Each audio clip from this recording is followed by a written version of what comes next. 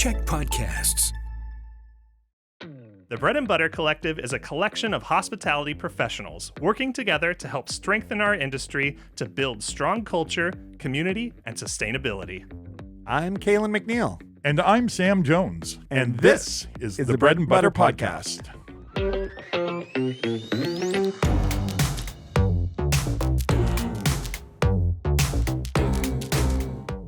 Welcome to the Bread and Butter Podcast. How are you, Sam? Wow, I'm great. It's crisp, cool. It's been clear lately. Kind of foggy today, though. You What didn't are ask me we? for Are a we? weather Are the report, people did you? listening for the weather? I know. You asked me how I'm doing, and I'm like, Yeah. that sounds like, how's the weather, Sam? Yeah, how's the weather, Sam? I'm doing You're really doing good, good? actually. Yeah, I'm feeling pretty positive. This week has been a good week, and I'm seeing my daily average kind of bump Ticking a up? little bit. I mean, Nice. nothing to write home about. Yeah. But something. Progress. Having a couple good days feels way better than having years of lame days. Yeah. Well, it's momentum. Momentum. You got to start somewhere. It's like a flywheel, right? Are you it's going to ask really- me how I'm doing? I This is wasn't how it's going. supposed Yes, to work. yes, I am. Sorry, Kalen. How's the weather? These over platitudes and the stuff only work if it goes both ways. there? Right, Kalen. And it's not about the weather. How we are don't care you, about and the why weather. are you half an hour late? Yes, I was doing a talk at St. Michael's University School. Perfect. That's And they had ordered food after, and of course, in the infinite, machinations of the world, it was late, and I was trying to track it down. So I ended up tracking down, and it was a bit of a gong show. But the talk went good, and I like these young, amazing minds, and they're 15. So I was telling them they're at the cohort that is going to save everybody and rebalance things. They're the ones, and I put all the pressure on them. I said, "You guys got to do it." because they're not between back. the ages of 18 and 40. No, they're 15.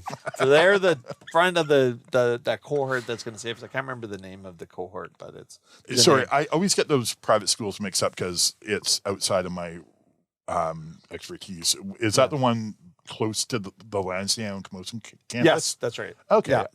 Yeah. They actually carry our coffee there. Oh, see, They there do, you go. yeah. So They you're got a supportive. great little cafeteria. They're amazing, and they have business programs, and they've been coming to Big Wheel, and I will do a chat about social enterprise and what we do and all that stuff, and then they'll have lunch, and I give them a deal on the lunch, and it's kind of a win-win.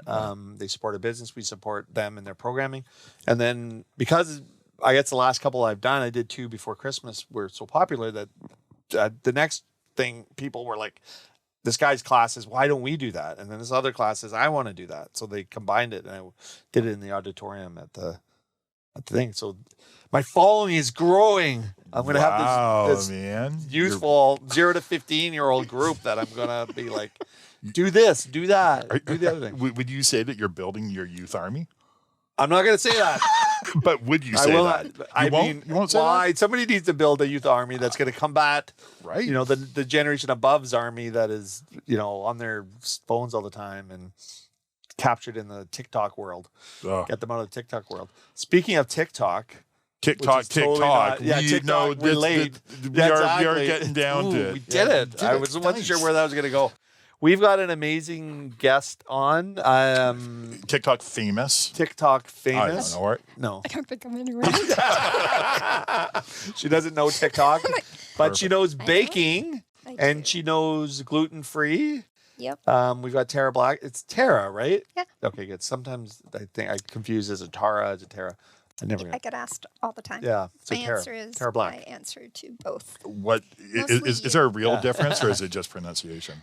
I think it's just pronunciation or Okay. whoever's just culture. bad I get- attitude. Actually, I Call got me asked. whatever.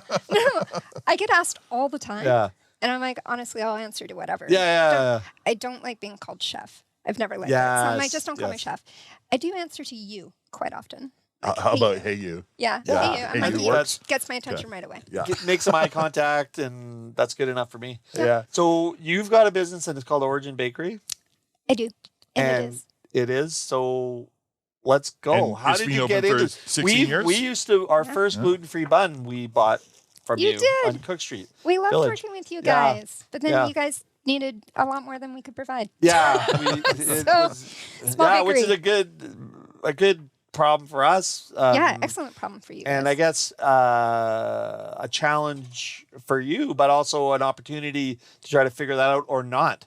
Because sometimes taking Yeah. business isn't always, not all business is right for your business. You know what I mean? Well, Like, it's if you can't essentially have that, right? capacity. Like we're my background and experience. I've been in everything from wholesale to diamond like hotels and little cafes.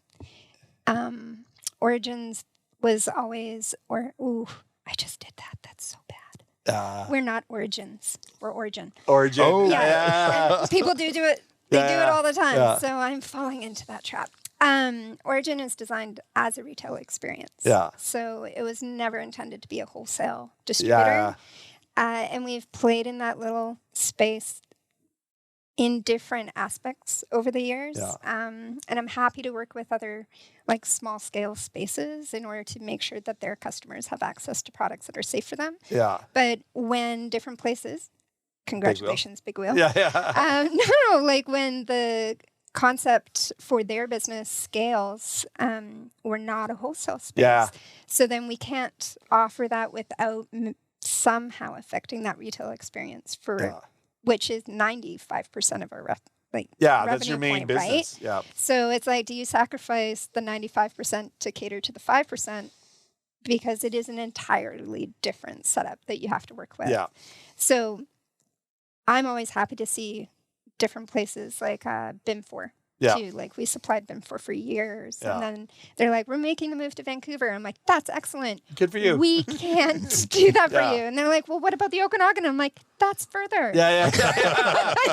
Like, we're not driving through Vancouver. If we don't get to Vancouver, we ain't getting to the Okanagan. And it's like, I'm so excited for you guys. And Yeah. that's sad that we'll lose your business in that Yeah. way. But I think it's excellent to see the companies grow in different aspects. So, Well, and I think it speaks to the importance of prioritizing what you're doing. Mhm. Like, you can't be everything to everybody. Like, do what's successful. The idea of having this high volume stuff, but it's also like there's a little bit more. Even the retail experience, you're prepared for it. You've got a team for it. Your product is designed that way. Your business model is designed that way. Because there's problems dealing with customers too. But dealing with the wholesale demands, like, I know it's like, where's the thing? We sold too much. We need more. And then you're like, this is kind of something I'm doing off the side of my desk because it would take significant infrastructure to be Well, able to you'd do have it at to- high scale. yeah, right? you have to modify your Yeah. products so much to do Yeah. a wholesale Yeah. because you have to guarantee a shelf life. Yes, And yeah. we're not willing to put the conditioners and the preservatives into the product. That Oh is my already God. health You're not designed. willing to, stick to your ethos and morals It's the to be whole- corrupted by the big bad big wheel burgers and bid fours of the world. No, you guys are not big or bad. They're awesome, actually. I love both of them. For us, though, like the drive for creating what we've created Yeah. is the fact that we do gluten-free different than anybody else in the market, Yeah. anywhere else in the Yeah. market. So we don't work with master mixes. We don't put conditioners or preservatives into it. Natural preservatives like honey, Yeah. sure, that's Yeah. great if that extends the shelf life. Using a sourdough culture to give bread a little bit of an extra shelf life, but bread is not meant to last for 3.5 weeks. No, it's supposed to be eaten. So Right? when you see Yeah. bread lasting that long, you know There's there's something more wrong. stuff in there. Yeah, yeah. So. Yeah, So what- it's kind of a misnomer when they say it's as it's just like sliced bread. It's better than sliced bread, or best thing since Yeah, sliced yeah, bread. It's like, yeah. but that was actually really bad. Like sliced bread when it came out. Like Was Wonder Bread? convenient. Oh, yeah, Wonder Yeah. Bread, because that's what they're referring to. Yeah. There's something that can hold its shelf Yeah. life sliced, Yeah. and like, Sliced with air getting Yeah. at it Yeah. the whole time. Yeah. But it doesn't go stale. Yeah, but it's Interesting. air makes it stale and it's not stale. So what the hell's keeping it keeping from? it yeah, so the soft? whole Sliced thing the about whole sliced time. bread isn't like they invented the knife or Yeah, yeah. anything. They invented the chemicals to preserve the bread. Preserve it. Anyway, sorry. So That's if we can go little down a whole ton Yeah, of stuff that way. So what made you get? Because how long has Origin been around? We're turning 16 Wow. March 1st. Wow. Yeah. Did you have it? So you had it 15 years last year. Did you guys do anything? Did you celebrate? Did you just kind We of? always oh, this celebrate. Is nice. Yeah. We always do something. We Like it's we sort never of- like go and like blow the roof off or anything Yeah. like that. Although maybe we should start doing that. It seems with everything that's going on in the hospitality industry, Yeah. it's quite an achievement to still be standing. Oh my God, It it's is. a huge Even kneeling. achievement. And this is where it's like to talk to people that have survived and thrived in that period. It's an anomaly in the industry that we're in. Yeah. So what made you start Origin? 16 years ago. Because Honestly, your background's in cooking, right? yeah. Well, I'm a chef, and I'm a pastry chef too. I have designations for both. Sam and I were talking about this just a little while ago, like 20 minutes ago. Yeah, well, waiting for me. It's okay. We had a really great We conversation. had some good before we conversation put the around that. microphone on. Essentially, I've been in the industry. I've worked full time since I was 13. Wow. So I did my apprenticeships in cooking when I was in high school. Did my apprenticeship with the Empress and Patisserie Danielle, and I completed that when I was 21, 22. Wow. And I'd worked in a whole host of different places, like from tiny to huge. So I knew a lot of what was in the market and a lot what was not. And originally we were myself and a girlfriend of mine, we were going to go into business together. And I said, I have an idea. Let's do a preserves company. Just local stuff, like all the stuff that you typically see go into the compost. Like, let's make it really tasty, claim it back. We'll do something in that spin.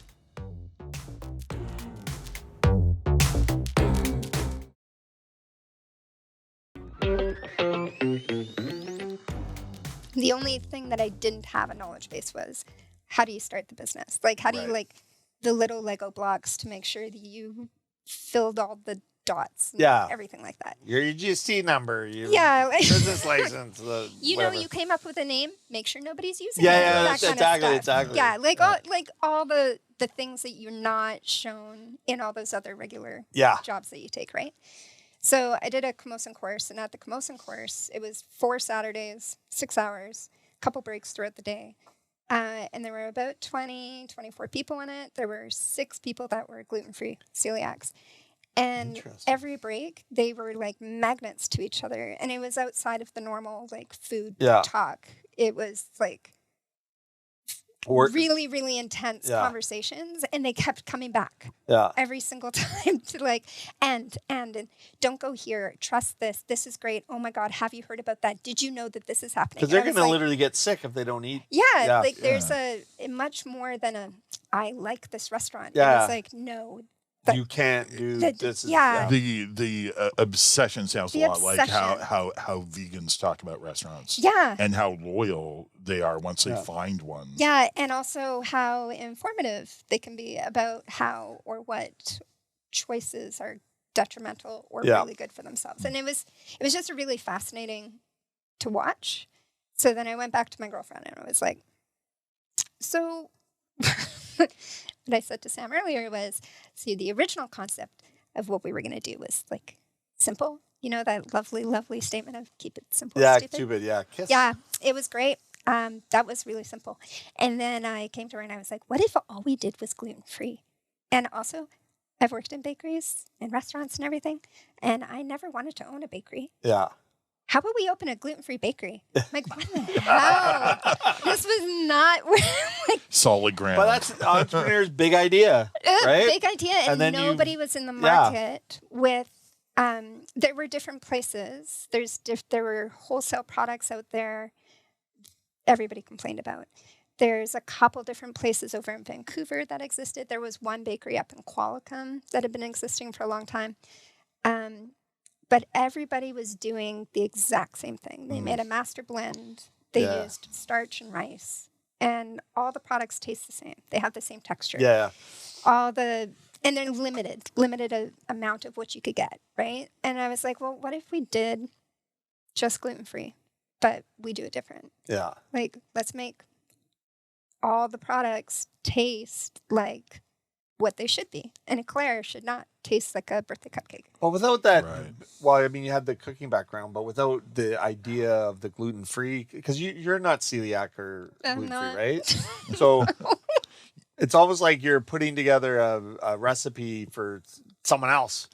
right? But then you're like, well, I mean, But I know if I what want to could- eat it, Yeah, if you then want to it's eat good. it, that's right. Yeah, if Which it's I guess is the delicious, test. it's delicious, Yeah. right? So what kind of challenges in that? Like, how did you learn how to do it? Like, these guys are Lots doing it of for a long research. time, and they're like, so did you have examples of people that were doing it right that you would No, we had consider a lot quality? of examples of what not to do. Mm. That's a Like- good But not way the to other. learn Yeah, as that's a well. good way Yeah, to learn. I think that humans learn better from the mistakes Yes. than you Oh, do from the success, right? 100%. Success, you kind of just get comfy in. Yeah, yeah. So when I was looking at all the different things, and having been in the F&B world for a while, a lot of my experience was about how to make dietary restrictions celebrated at a wedding or a birthday or a Yes, graduation yes. and that kind of thing. So I had experience with Yeah. it already. I love science. That's actually what I love about cooking Oh, and baking. there we Like I go. love Yeah, yeah. how those different changes Yeah. move and the Like the interesting. chemistry of it. I love Yeah. the chemistry Yeah. of it. In gluten-free baking, the chemistry. Everybody says, cooking is more intuition of ingredients, Yeah. and then baking is science. Yeah, I find it's true in both senses. Yeah. For me, baking is a lot of intuition. yeah, But the science is the fact that we're working with so many different ingredients that have highly different profiles. yeah.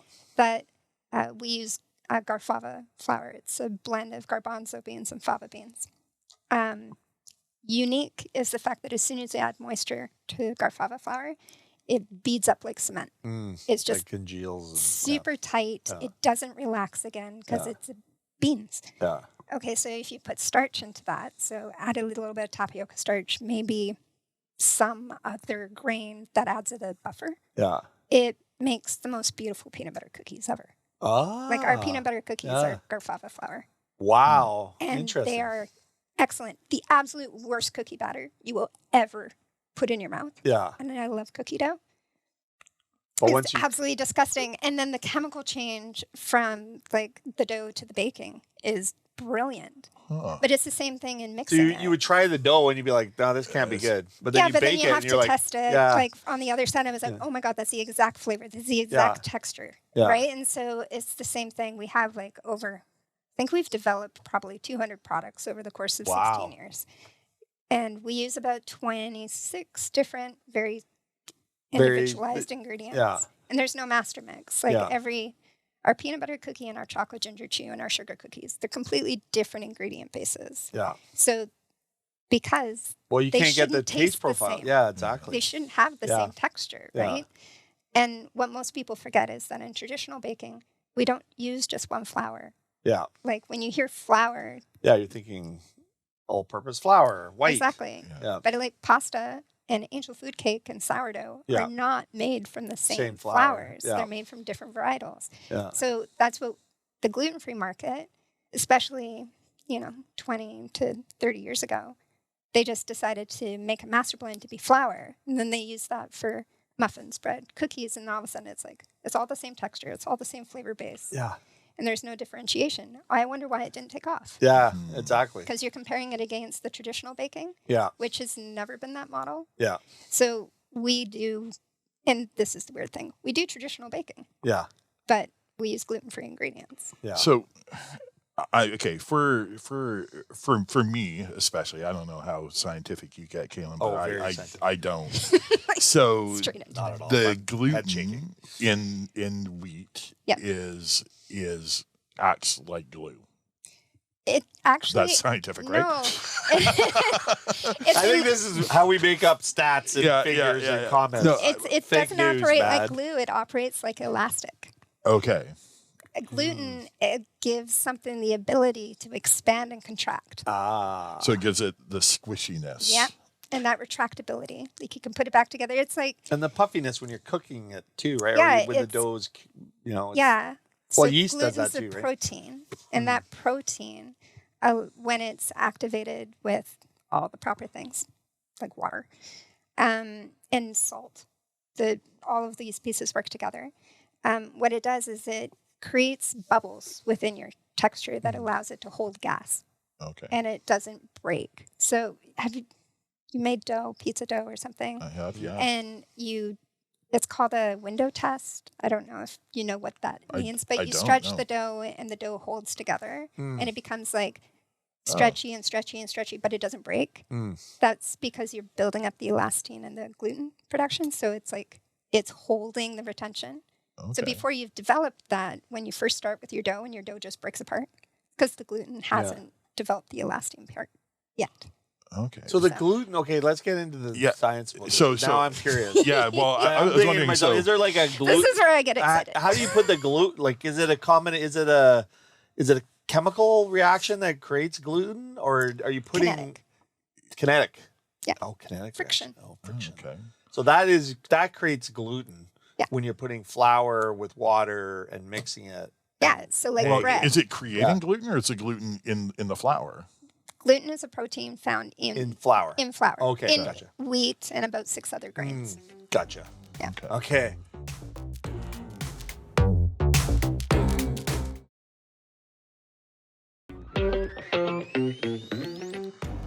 Okay, so then when you are so now we know what you're trying to replicate, right? Yeah. That stretchy You're trying to elasticity. you're trying to be able to hold and capture gas to give texture. Okay. Which is what the gluten provides. So now you're trying to mimic it. Yeah. Without using other ingredients to try to mimic that elasticity and expansion capabilities or minimize it, right? Like in traditional baking. Oh my God. You have cake Yeah. where you want it to be nice and tender. Yeah. So when people would say, "Oh, don't overmix it," Yeah. because it'll get really tight. Yeah. Right? Like gluten-free baking is great for that because it's really hard to overmix. Yeah. It is possible. I've seen it happen multiple times. Yeah. Really bad. Like, that same peanut butter cookie dough, if that gets overmixed, it's not salvageable.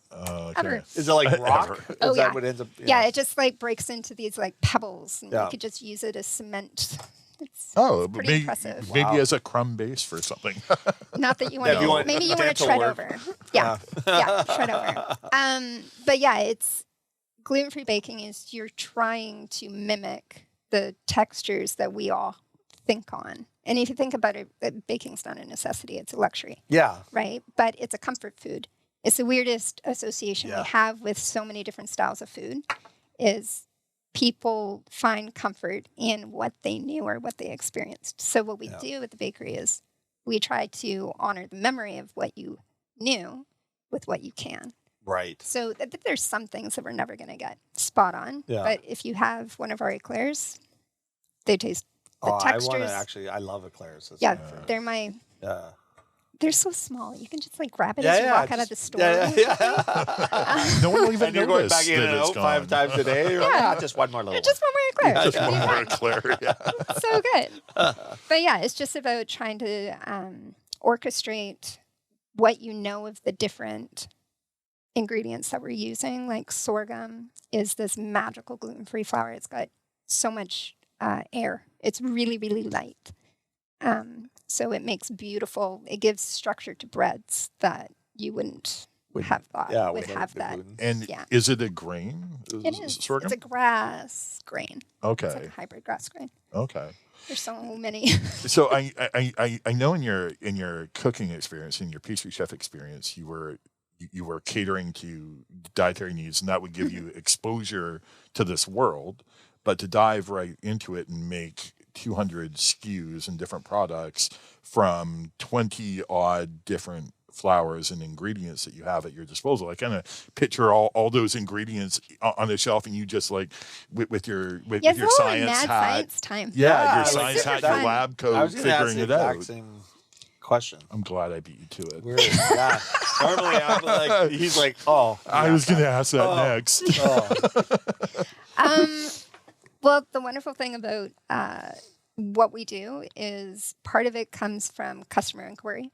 So if somebody's like, I really wish, if we hear it enough, we're like, okay, well, let's look into it a little bit more. Let's figure it out. Yep.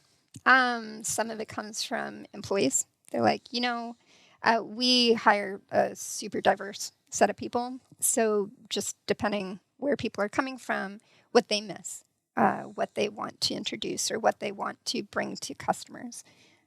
So we look at their influence on stuff.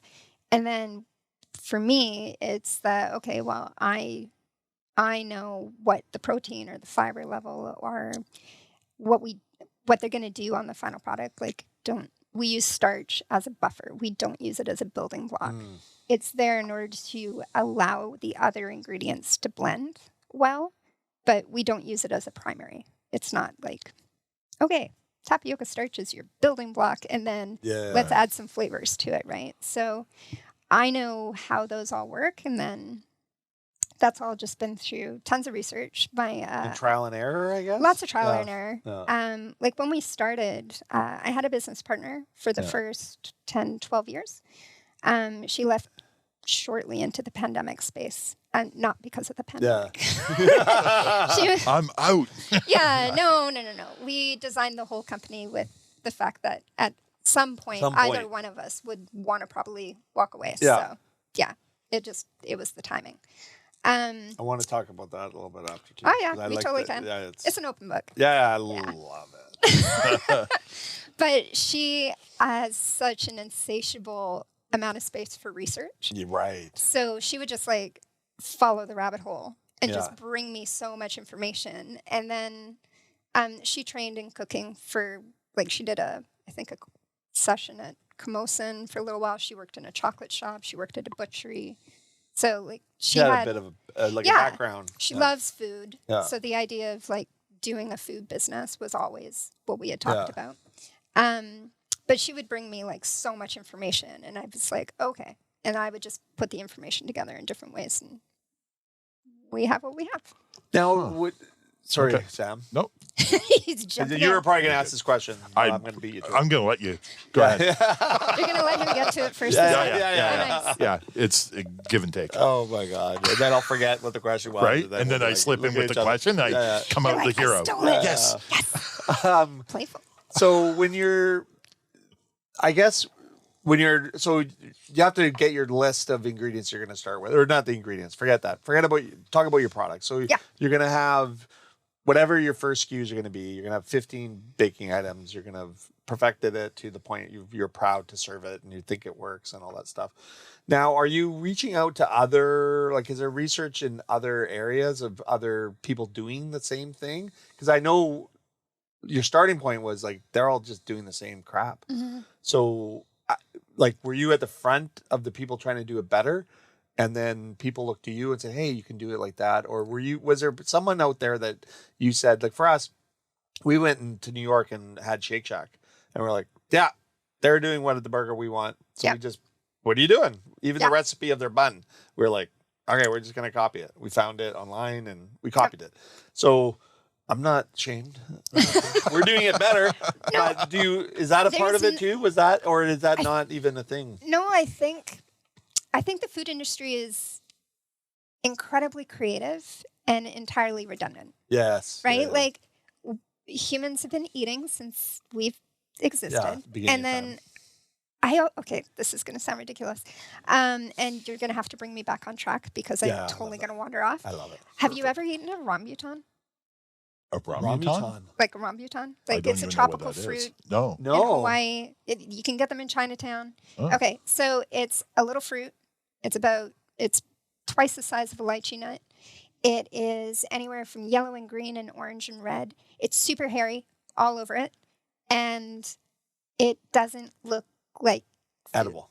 Yeah. Not at all. Yeah. But you break into it and it's got the texture of a lychee nut. Yeah. And it's got like a size of an almond as a seed in it.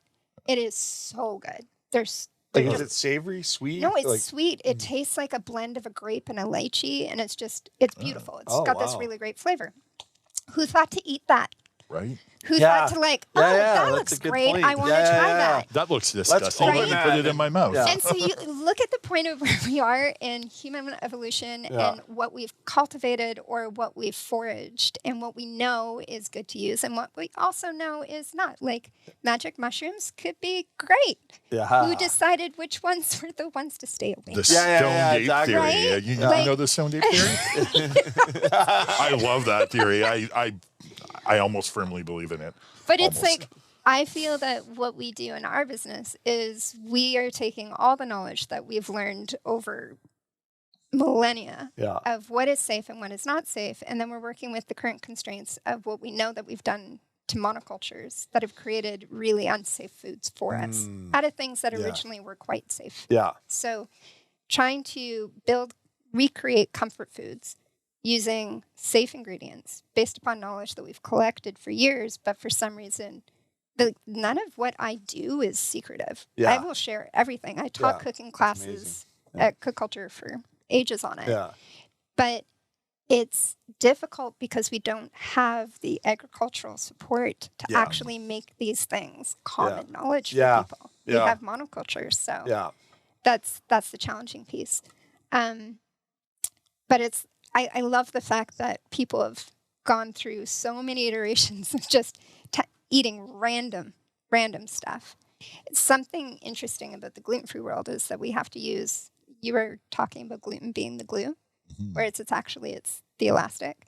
But you do need glue. You need something to hold it together. Binding. And so in gluten-free, we call it the binders. And there are like 5 different binders that you can use commercially to have different success. There's agar, which is seaweed. There's guar. Guar gum's a bean. It's fermented from the inner casings of beans. There's pectin. Xanthan gum is a completely derived chemical. It's brought from cellulose base. So, there is food at the origin, but it's developed in labs. And the difficulty in all of this is that it's not one industry that is utilizing these different gluten-free ingredients. So when we started, guar gum and xanthan gum they're not cheap, but they were not wildly expensive. Yeah. But oil and gas discovered that both guar and xanthan are excellent lubricants for drilling. Oh, no. And over the course of 2 weeks. 2 weeks? Over the course of 2 weeks. Wow. Because it takes a while for them to put it into gear. Once they got into the gear, they were there. We saw same 25 kilo of xanthan gum go from being $80 to being $325. Oh my God. Oh my God. And same thing in the guar gum. Because you have demand from a highly lucrative industry that is ramping up supply and demand. And then putting a price point and so that's what we find in the gluten-free world. When we're seeing it in the traditional world where everything's going up in price, it is exponential in the gluten-free space.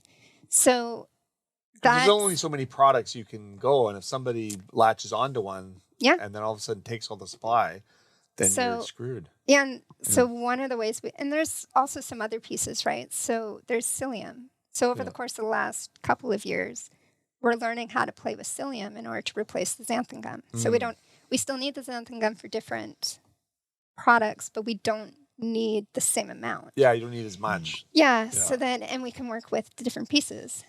Difficulty in gluten-free, the reason why people need it is it's about their individual chemistry makeup, how you exercise with food, how it plays in your system.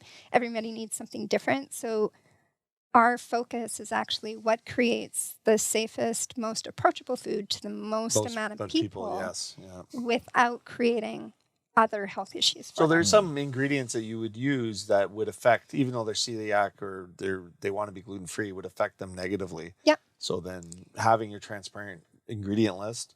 Every store, and it's on the website 80%. On every product. Yeah. You can see exactly what's in everything. So then people can go, hey, this is going to be good for me. Or this is going to be bad for me. So I'll order this instead of this. Yeah. So all of our products are designed for texture, flavor, health profile. And that's so the interesting thing with our stores versus when you walk into, say, any other bakery in town, you go in and you're like, oh, that looks good. I want that. I'm going to get it. And, you get to the till and they're like, oh, would you like? You can point it out. They bag it up. You pay for it. 2 minutes later, you're out the door. In our stores, when we hire... It's almost like you need a nutritionist, right? Yeah. So when we hire people, we tell them, how's your patience level? We ask them questions in their interviews and we ask them questions that they need to think on in order to come up with the answer. And part of the reason is to test their patience. Yes, yeah.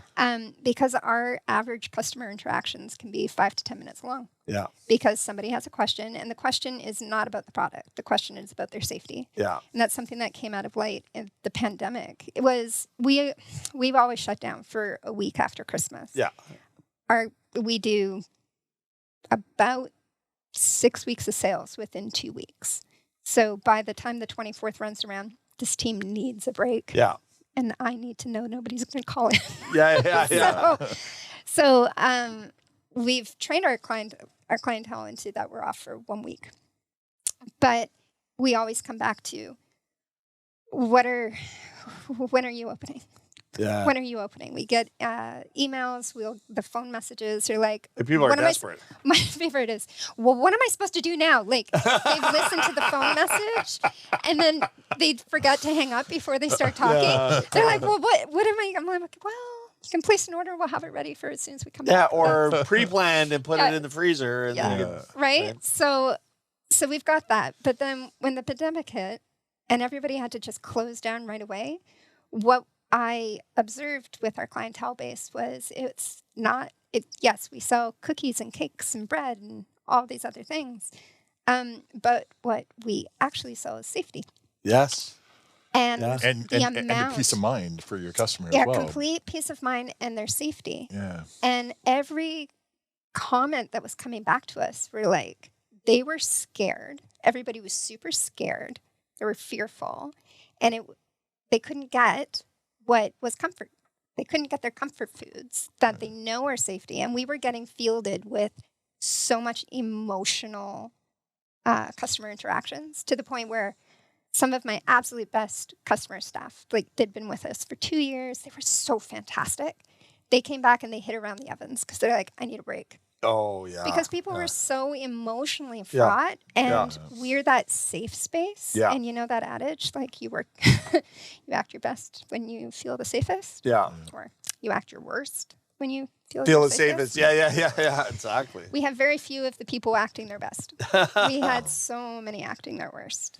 So they're coming in mad because you guys close. I mean, I would think that a lot of them are reliant. They probably eat, like if you're looking at your dietary mix, they're probably overeating those things because they know it's safe. They know it's the ingredients their body can take, right? So when we first 30% of their diets oh my God, Claire's. You're gonna love this story. So we opened up the first store March 1st, 2010. We opened up the West Shore store, the first iteration, out there in November of 2012. And there was a gentleman that would come in and he's like, oh, I'm so glad that you guys exist. He didn't know about the Pandora store. Then it's like, we're thrilled that you know about us now. That's so great. This gentleman, he was so lovely. He was a tall, big dude, and he had like an operatic booming voice. Like when he walked into the space, there was no way to mistake that he was there. Yeah. And he was just like, he just held the room. And he was so excited about everything. And we saw him 3 times a week, easily 3 times a week. And each time he came in, it was not, I'm getting a loaf of bread. I just like my fresh bread every day, right? Yeah. Like he was dropping about $60 on fresh baked goods. Oh, amazing. Just baked I want to be goods. his friend. Right? I mean, good job, whatever he's working at. Yeah. Never did ask him. But it was about 2.5, maybe 3 months in. And he made the comment just kind of off the cuff as he's purchasing his stuff. He's like, you guys must use a lot of sugar. And we're like, well, actually, we don't. Oh, my, don't even tell me. No. He's like, you must use a lot of sugar. And we're like, actually, we don't. We're actually really careful with sugar because my thing, whether it's just me or it's because of my background in cooking before baking, I believe in flavor. Yeah. Sugar just masks flavor. Yeah. So you use sugar for the baking components that you need for structure, but we don't use it for the flavor base. So most of our recipes, even our buttercream, it's not sugar. Yeah. So the person who was serving them was like, actually, our sugar ratios are really low. And he goes, I don't know, I've gained a lot of weight over the course of the last couple of weeks. And we're like, and they looked at the gentleman and they're like,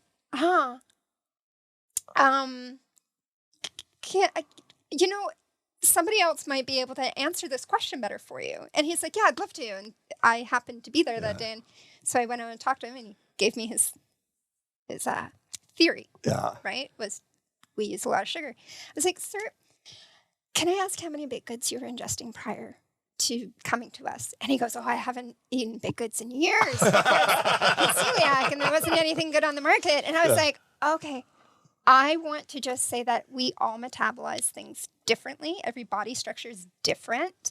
And if you weren't eating baked goods 3 months ago and now you're eating them all week, every week, at this level, Because you're celiac. $180 a week is worth. that might not be about the sugar. yeah. And not that I want to lose any part of your business because you're such an awesome client. Yeah. But I'm going to say from a health space, you might want to revisit how much you're consuming of our product. goodness. Yeah. Oh, That that's is funny. funny. But it was just like, I mean, yes, you are ingesting a lot more sugar than you were. Yeah. So that Well, makes that's the other- total sense. He was, but yeah. I mean, that's the idea of the, like, purposely using less sugar and like I don't know, like I'm going to go celiac. But you don't, I mean, No, don't. No. Sorry. Yeah, I'm not going to go celiac. A lot of people I can make that pretend it. mistake. A lot of people think that it's like a really healthy move. They're Yeah. like, oh, I'm health focused. I'm going to go gluten free. And what a lot of people don't understand is, it's still dependent upon what you're eating. Yes. the And ingredients so in much it. of it's like the good and the bad of everything. Yeah. Our monocultures, we actually fortify our monocultures with like minerals and vitamins and supplements that if you read your ingredients on these different things, you'll see it. Yeah. But most people don't. So they don't know that they're actually getting that vitamin and mineral intake. Yeah. Right. There's nothing in the gluten-free industry that supplements. There's no niacin and iron, thiamine, like all these things that you kind of take for granted because you didn't know that they were already there. Yeah. But that are helping to regulate different parts of how we work. You don't have that in the gluten-free space. Yeah. So all of a sudden you're like, does your body need it? Like, are you Yeah. internally bleeding because Yeah. you're eating regular wheat? Yeah. No. Don't just go switch into a gluten-free diet because you're just going to rob yourself of stuff that you know would you be, need. yeah, It may that not you're be getting. Yeah. It Yeah. may not be healthier, but it's safer for people who need it. Yeah. Yeah. Right. Is there a way, do you add that stuff back in any way? Like, or you don't? It's just not, because it's hard enough to make the gluten-free stuff without going, let's try to excuse me. be nutritious. So, Put some iron let's filings. iron on and there. like, it's just like That would be bad. That would be bad. chemistry challenge. Yeah. Challenge. We did artisan baking. There's a lot of stuff, right? There's lots of ingredients and tools and various things in the kitchen. And we, you know how things accidentally end up in a mixer? Yeah. Just Yeah. not because you intended them, Yeah. for them to be there, but there was at one point we had a hamburger bun come back to us and it had one of those binder clips. Oh, yeah. In We've it? had that happen before, too. I'm like, how did it get in there? Yeah. How did it not bust in Yeah. the mixer? And then how did we portion it out and bake it without feeling it? Yes. Like, how does that happen? Yeah. But yeah, that's not a way to get iron in your diet. Yeah. No, it's not. Unintended consequences. When you're looking at adding a new ingredient or a new product and you're trying to figure out a new way to get the texture and the flavors and everything right, I can't help but think back to when you worked at Patisserie Danielle, and I know what he did for his muffins, and I don't know how many other ingredients he would do he would do the flaxseed Yeah. in the bucket and pour boiling water over it and work with the gel, and that was to compensate for eggs and oil, was it? How the hell do you know this? Because he sold me about 1.5 million muffins over the course of years. Okay, And I by trial probably and made error. so many of those. You probably did. Yeah. I did without because I even made knowing. so many of those muffins. Wow.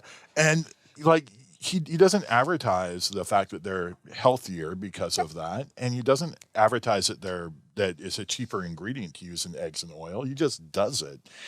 And it gives a beautiful structure. Yeah, it's called flax eggs. You can do the same thing with chia. Right. Oh, So, like, interesting. one of our breads that's the suspension that holds it is chia gel. Okay. Yeah. And so, working with Patisserie Danielle way back then, before you were even thinking about Oh, hell gluten-free yeah. stuff, Well, before that. was that part of your influence of how to think differently about substituting ingredients and stuff, or was that just because of your pastry chef background and your chef background, you just kind of knew all that anyway? Or No, I think I genuinely love science. So my entire life has been watching how things react. It's also, I love human dynamics. It's the same thing. Yeah. Watching different people interact together and just seeing what develops out of that. So everything that I learned at Pat Dan definitely influences how I put together. But it's the same thing as, like, I did practical classical training for chef and for pastry. But some of the biggest influences were my grandmothers, right? Like, they taught me how to make yogurt and how to make how to make something out of something you don't have a lot of, how to make it go further. Like scarcity. Yeah, how to work with scarcity, Yeah. or how do you augment an ingredient when you're like, we can't afford to use this, so we're Yeah. going to afford to use that, but we're not going. My family, both sides I grew up with, we celebrate with food. We will never go hungry. So, what my family brought to me before I even went into the whole cooking world was just that experimentation and like how to work with different things to get the same results. So your mind was already in that sort of lane. Yeah. Thinking about things differently and what, the possibilities we can do with different ingredients, which fits this category. Yeah. So if you it's now your time to toot your horn. So would you say, and just be honest, obviously, about it, but you, in this process of trying these different ingredients and experimenting with gluten, you've obviously moved the needle of what's possible in gluten-free baking. Yeah, definitely. Have others caught up, or would you say you're still a leader in that category? We get a lot of inquiries Yeah. from a lot of different places. I mean, I hear things, and this is why I asked the question, because there's many people that come to us and say, you should do the origin gluten-free bun. And I'm they're like, like, yeah, we did. we did. And She we can't would. she can't make enough Yeah, of she them. can't make enough of them because Yeah. we sell too many.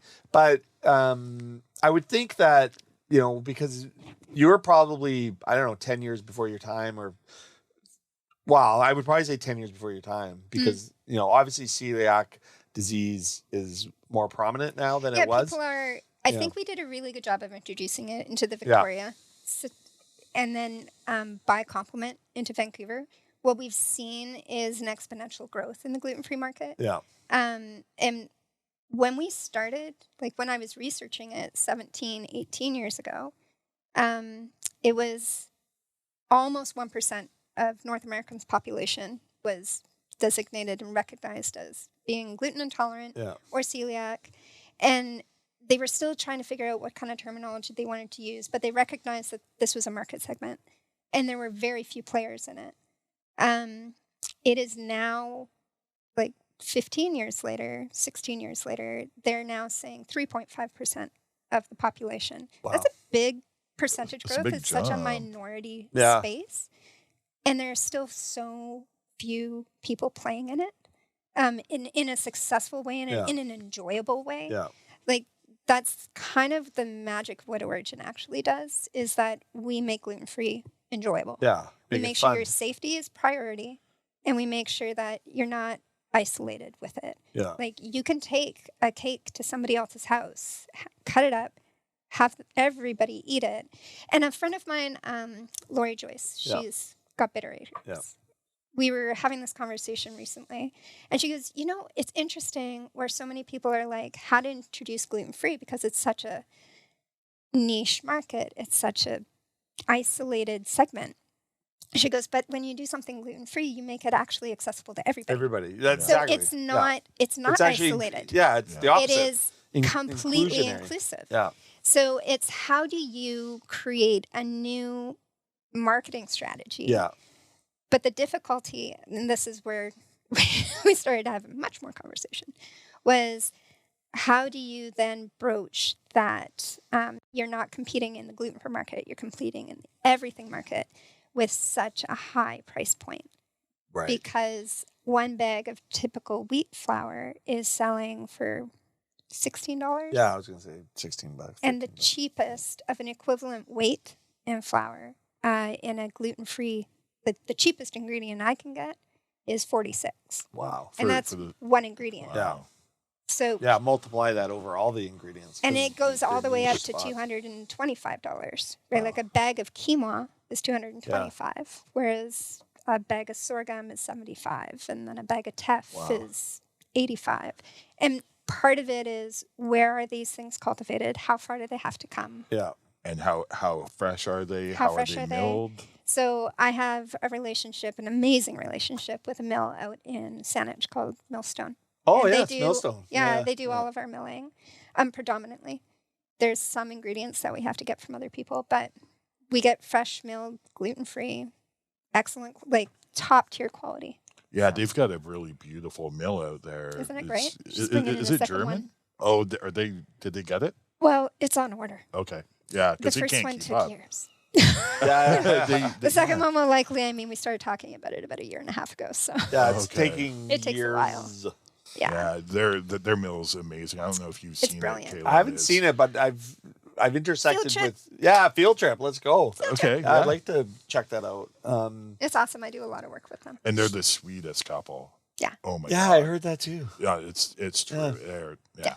They're brilliant. The Yeah, they're sweetest. kind of they're doing some cool stuff out there too. Like, are they making some? I think like they just got a ancient- pizza oven. Did they? That's Is been that in working? talks for 3 years now. But That's the entrepreneurial incrementally, journey. incrementally, it's getting closer. Oh, yeah, good. there's a lot of projects that we work on together, and the pizza oven eventually, that'll Does be that go great. with the pizza dough?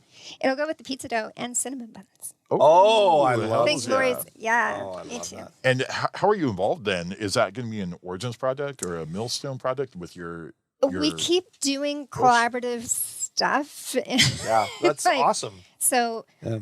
I think it'll be on Millstone's property. It'll Okay. be run by Millstone. And then I do a lot of business structure conversations with them Nice. about that kind of stuff. So, I think it'll that's be recipe development and business structure, and that it's just collaborative work. I think that's. I was speaking at the school today and talking about a little bit about the.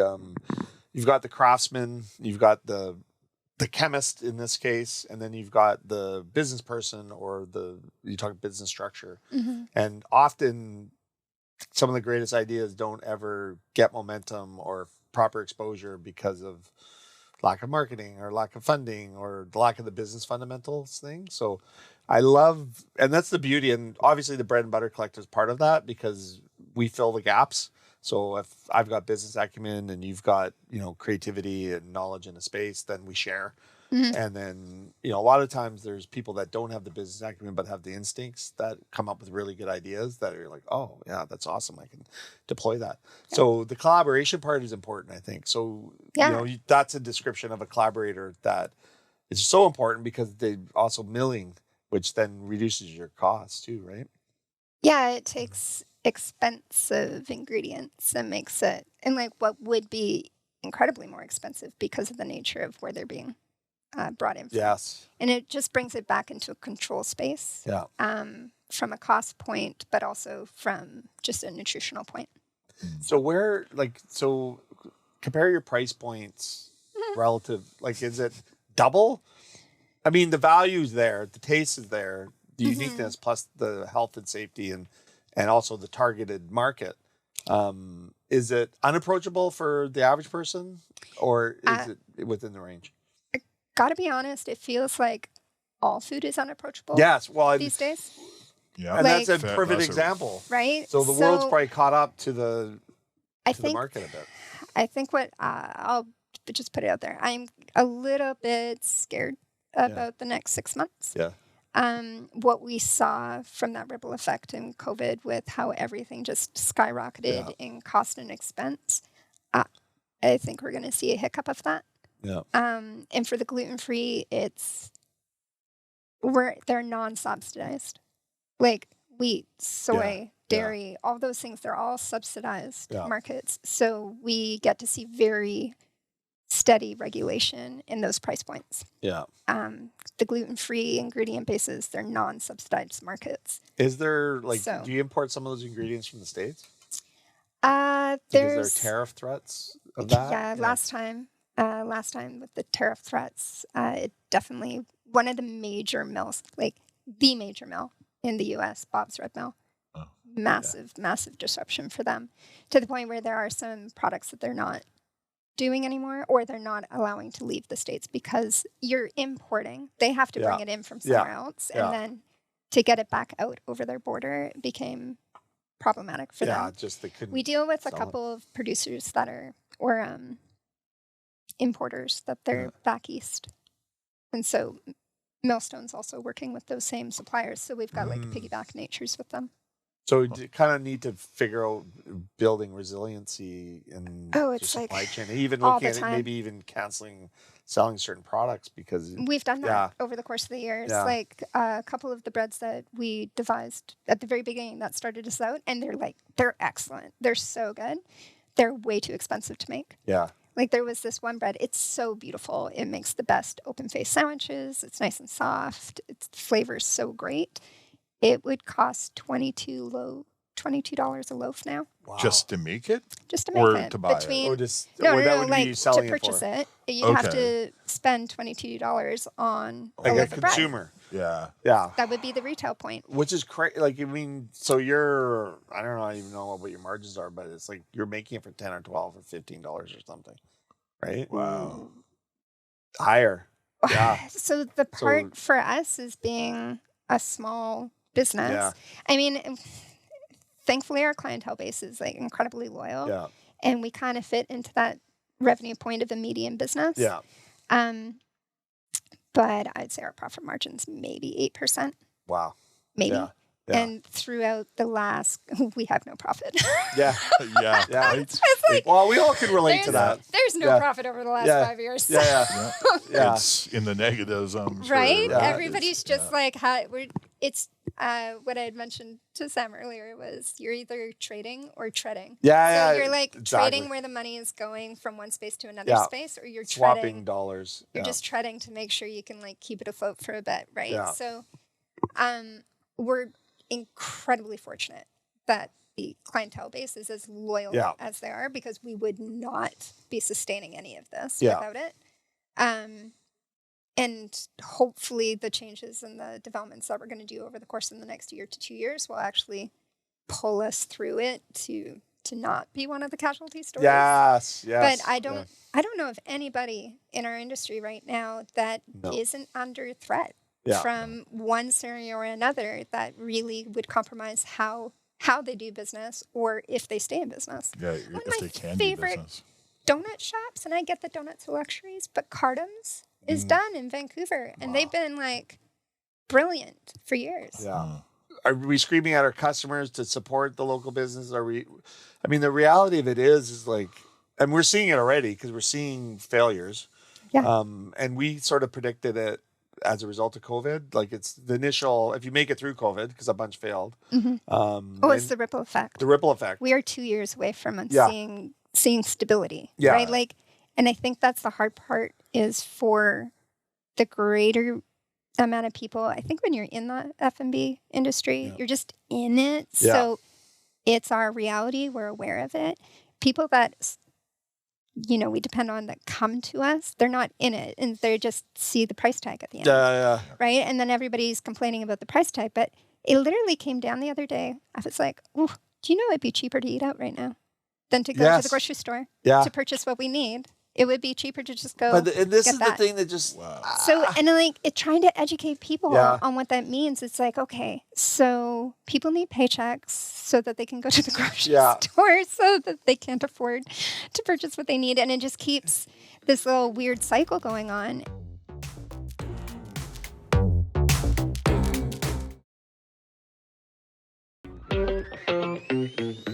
For most people, COVID is over. Yeah. For most people, COVID is an awful memory. Yeah. Maybe some really great things came out of it for them, but the interest rates are coming down, and we're going to see things change. And like I can go out and I can travel everywhere. All the countries are open. Yeah. And that's great, right?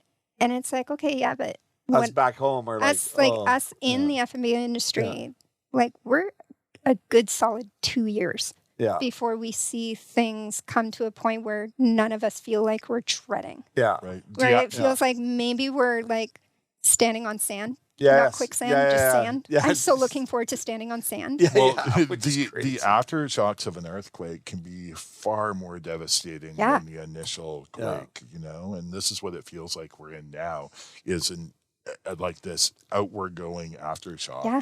It's And just like, Well, that's where the fundamentals are so important. Like I think people forget. So just to your point, they've gone through it and then they're like, oh, that's over. But we've always been in that fight because we've always, in the industry, we've always operated on such thin margins. Yeah. That now when people just get back to normal, then their consideration of what is happening in our world is different.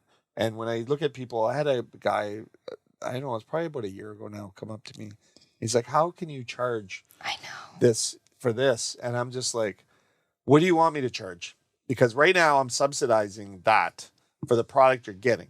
Mhm. Like I could actually give you a worse product and charge less and still make less. Yep. Right? Like I'm still going to be in the same spot, but what do you want?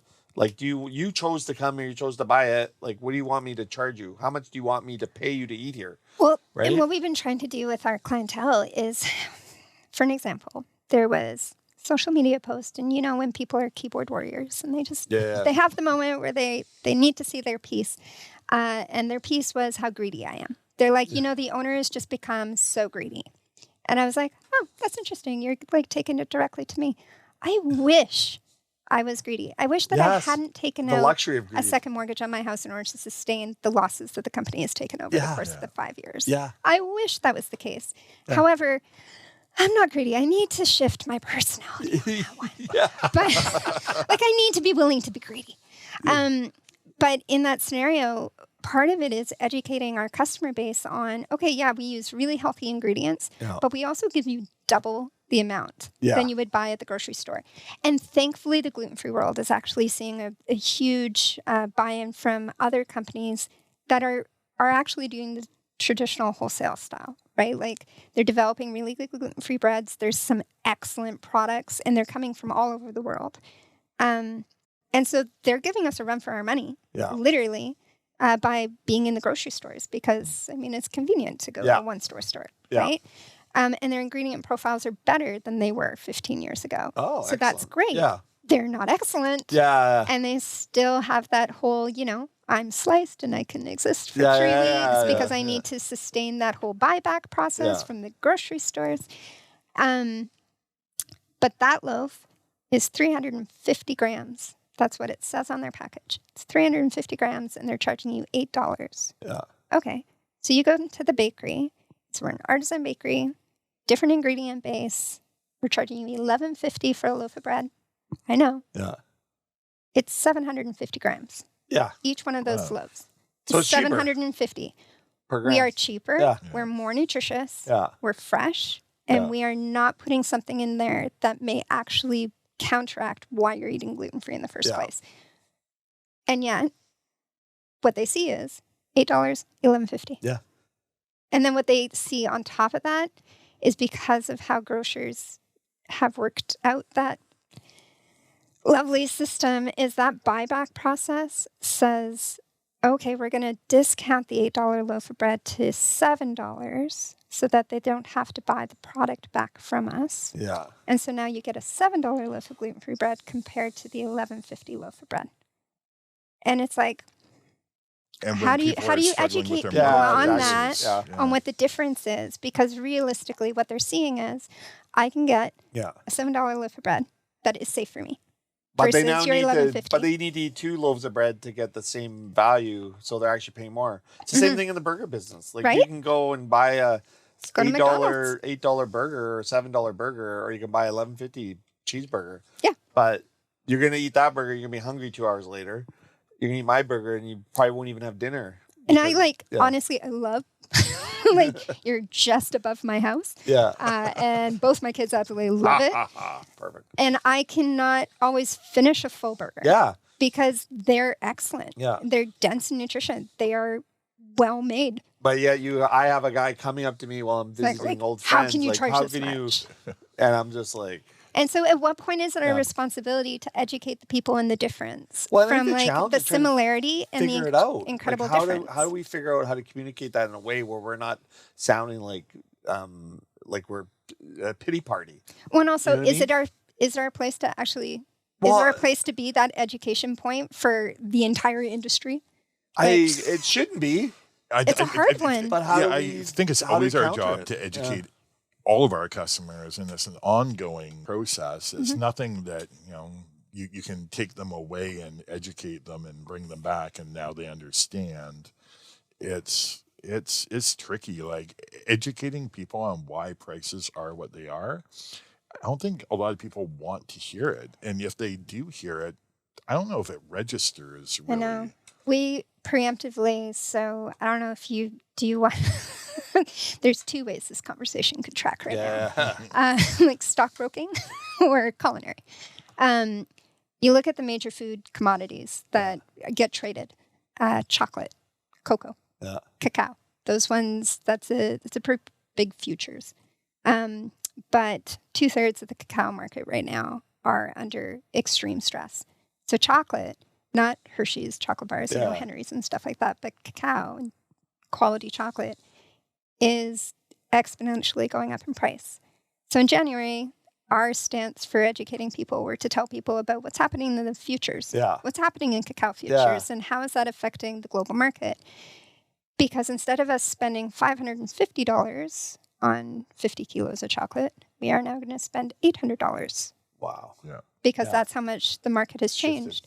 And so last night I got an email from my my chocolate rep, and he's like, just so you know, like what we actually did a year and a half ago is we put in place a certain order for a certain quantity of Yeah. chocolate Price guarantee. at a price point, and yesterday was our last shipment of that price point of that chocolate. And so I have I have a stockpile of chocolate that's going to keep me going for the next 3 to 4 months.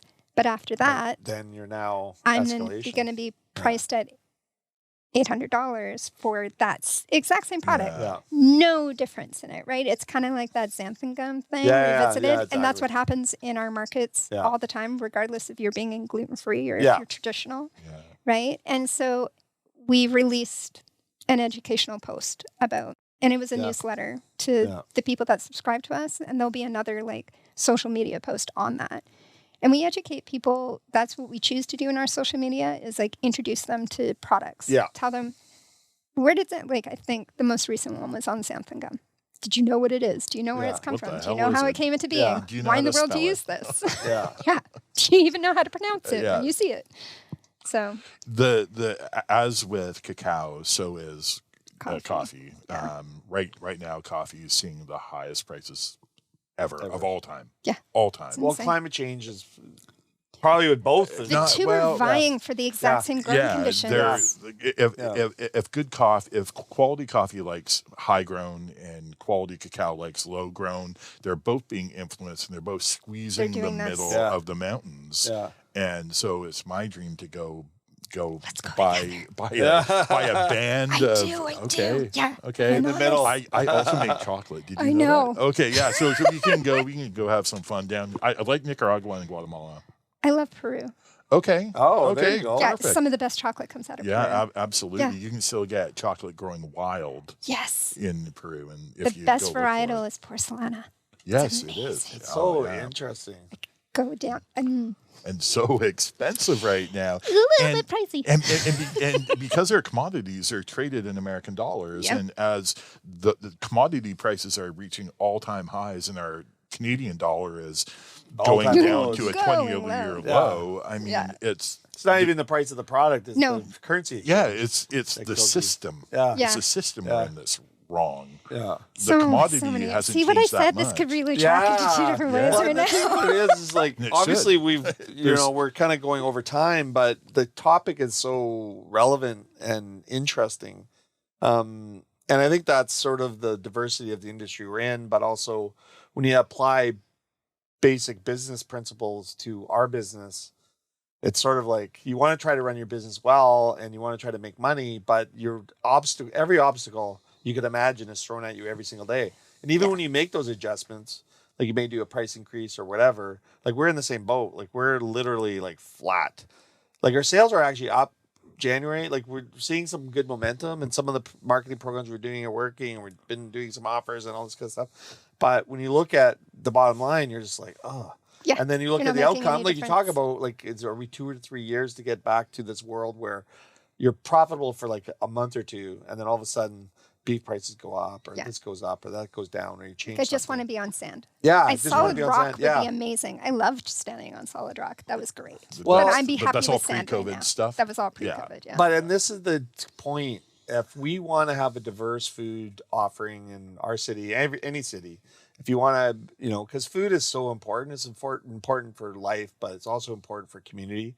And Mhm. we don't want to be in a world where we just have these big box stores that are, serving us food that isn't nutrient dense, that maybe fits the price point, but it's a race to the bottom of quality and all of this. Like we have to dig our heels in the ground to try to maintain that, because if we lose that, it'll take 20 years to get it back. Yeah, Like easily. you just lose a whole generation of these artisans, right? Like I would view even doing our burger, right? And I know you in the coffee businesses that are an artisan for sure. And obviously we described the chemistry of what you do, but even in the burger, the making, the flipping, the temperature, how we do a burger that tastes good, that we can charge $11.50 for and feel good about, but also add value with all the other programming we do.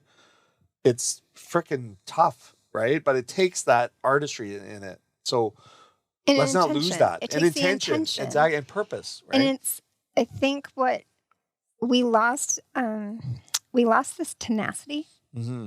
over the course of the last, like that blip of, let's say, a good solid 2 years, in that fragility. Yeah. We've lost that ability to expect tenacity. Yes. To be a Yes. part of how you actually interact with your day to day.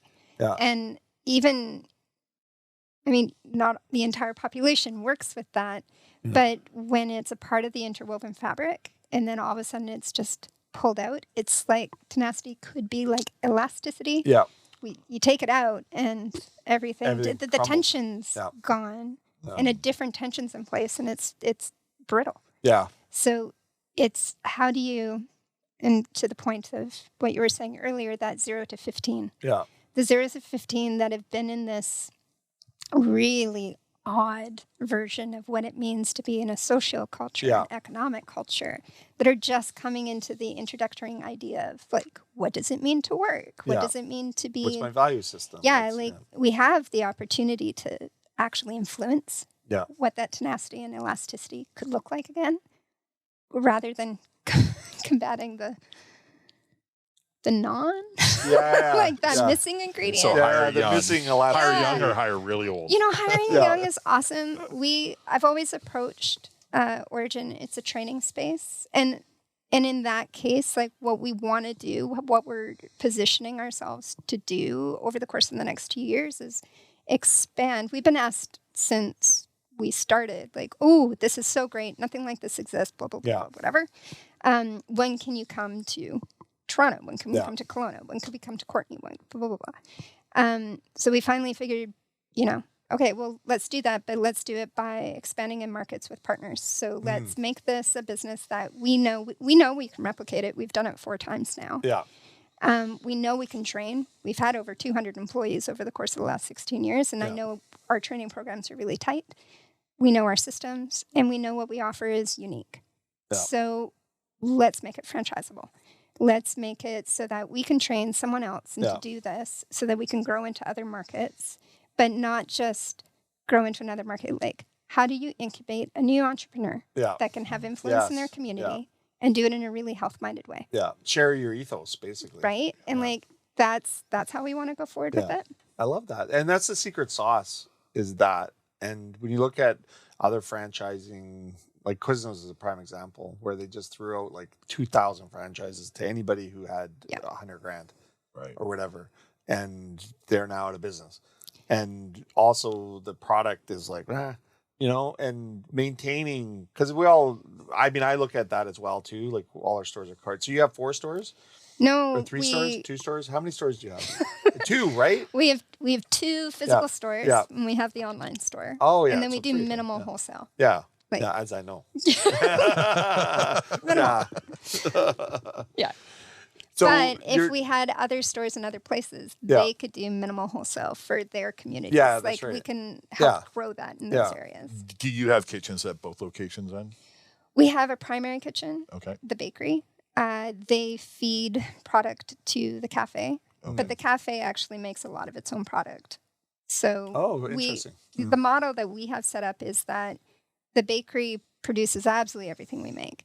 And then the cafes, they can produce, like, repurpose anything they receive. So the cafes have a much different lunch program. They have paninis and they have smoothies and they have all these other things. Whereas the bakery is like, it's your traditional, Yeah.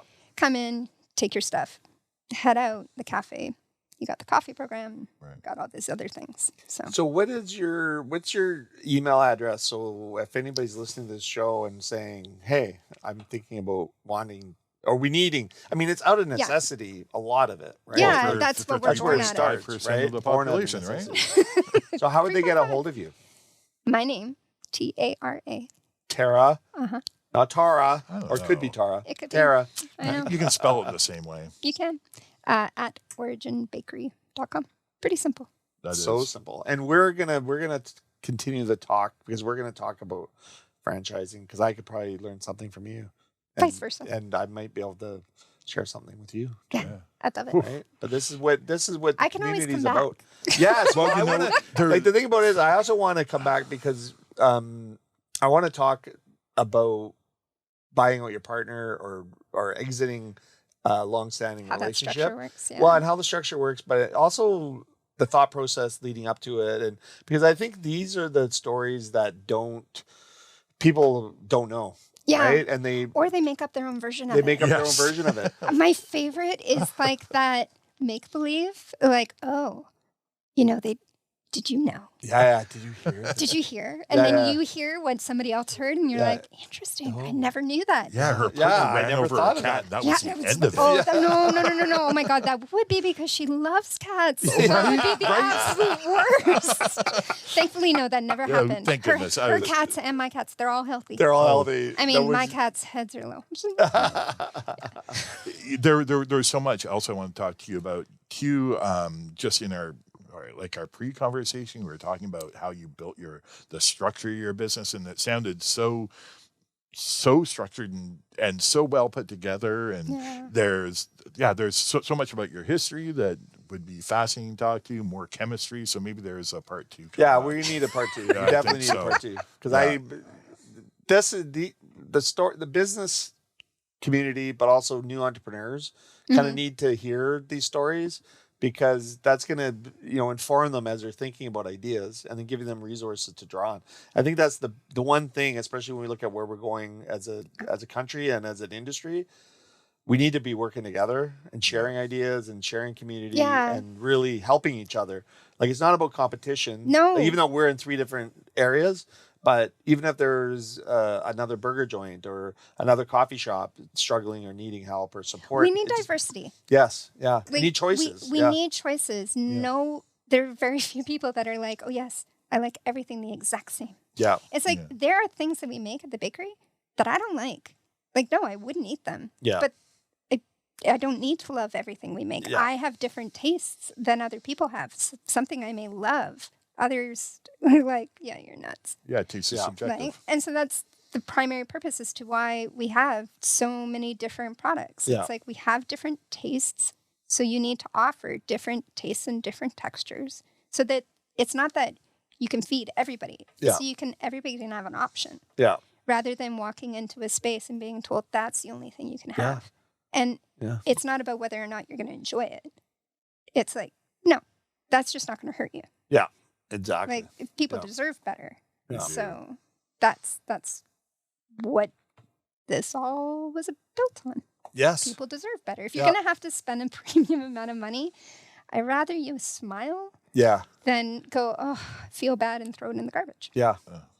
I love what you were saying about building products not necessarily just for one target market, but building it for everyone to enjoy. Mm-hmm. Because we are a culture of we like to break bread together, right? And if you have to have two different loaves of bread, you're not breaking bread together.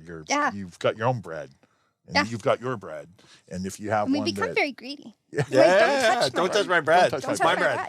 Scarcity. Yeah. So I love the fact that you're being able to make tables in Victoria be able to break bread together. Yeah, bring back some joy. Yeah. You got the bakeries on Pandora Street? Yep. Bakery's on Pandora by the junction. And the cafe's over in Belmont Market. Belmont Market. Over in Langford. I love it, Langford. I do go to Langford. we have a spot in Langford. You're not far away. You're just across the street. Yeah, exactly. So It's I'm gonna come in and buy some amazing goods from you. Well, thank you. And then let's have a coffee and talk more. Yes, please. Off the show, and then we'll get you back for part 2 where we can actually talk about Deal. that transition, because I think Like all that other stuff. Yeah. Like the business stuff. Yeah, the business stuff. Like It's I have an so MBA. important.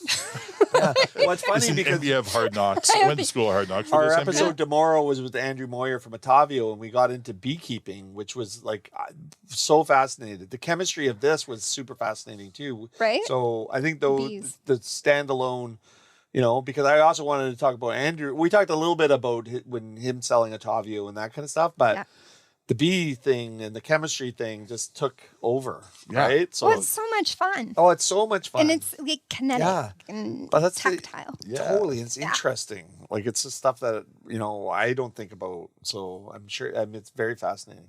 But we'll wrap it up. We've gone over. We've been doing Thanks this for for a having me, little guys. while. Tara, with you're a amazing. great Origin Bakery, conversation. Victoria, British Columbia. She's fantastic. Been around for 16 years. Yeah. And looking to grow and adapt and survive. Survive. As we all We survivals. would love to see everybody survive. Yes, we want Yeah. everybody to survive. So we're Yes. going to work together to make sure that happens. Let's raise that tide up. Raise it up. Yeah.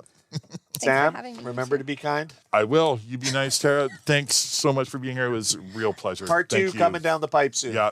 All right. Next one. Cheers. High five. High five. All right. Thanks, everybody. Bye.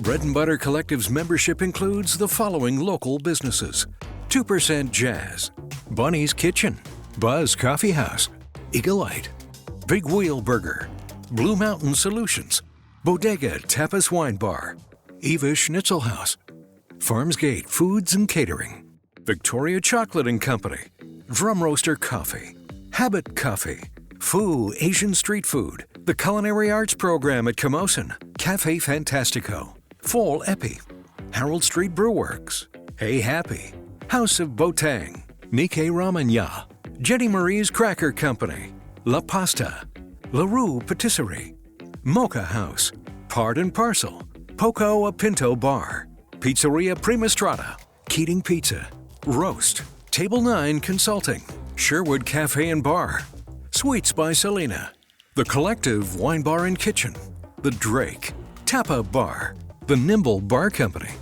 Ruth and Dean, The Whole Beast, The Wienery, Spoon's Diner, Truffles Inspired Catering, and Zambries. To hear more from the Bread and Butter Collective, go to checknews.ca/podcasts on Check Plus, or find us on your favorite podcasting platform.